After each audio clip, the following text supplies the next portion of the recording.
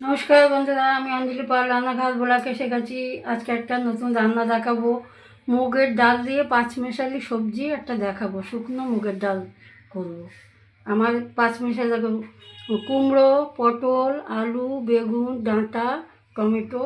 মুগ ডালটাকে আমি ভেজে সেদ্ধ করে রেখেছি। আর এদিকে লাগবে আমার তেজপাতা, শুকনো লঙ্কা, ভাজা জিরে, চিনি, নুন, হলুদ, ঘি, গোটা জিরে আর একটু গরম মশলা। এটা করবো। আমি গোটা জিরে দিলাম, শুকনো লঙ্কা, তেজপাতা দিলাম। এটা ভালো করে ভাজা হবে। এটা সরষের তেলে হবে।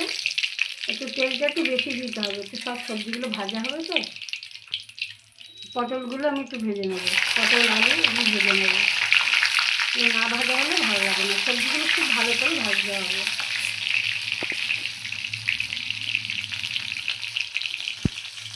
আলুগুলো দিলাম সুন্দর। এটা খেতে খুব সুন্দর লাগে। আমি একদিন করে খেয়েছি।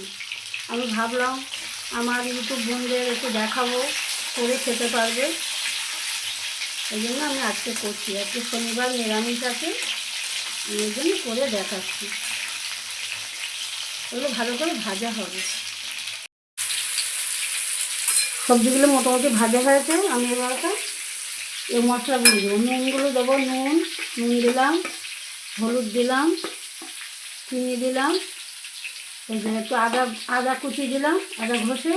টমেটোগুলো দিলাম। ভাজা মশলাটা একটু পরে দেবো।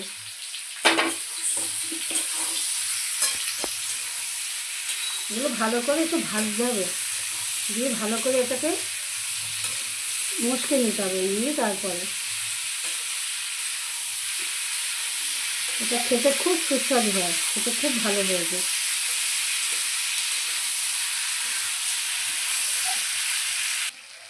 দেখুন বন্ধুরা, সবজিগুলো আমার সুন্দর ভাজা হয়ে গেছে। দেখুন তেল ছেড়ে গেছে, পুরো তেল ছেড়ে গেছে।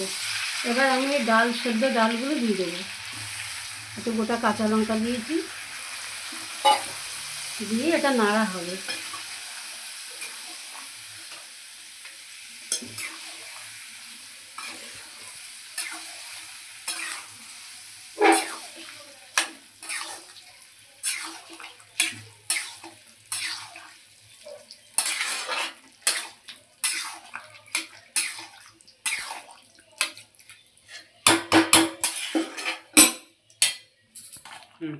দেখুন বন্ধুরা, কি সুন্দর হয়ে গেছে। দেখুন সবজিটা এরকম হবে জিনিসটা।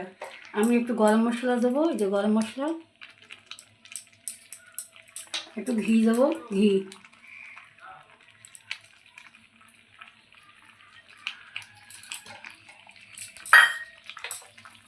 এটা ঝোল ঝোল হবে না, একটু শুকনো শুকনোই হবে। দেখুন সব সবজিগুলো কি সুন্দর হয়ে গেছে। দেখুন এরকম করে আপনারা বানিয়ে খেয়ে দেখবেন।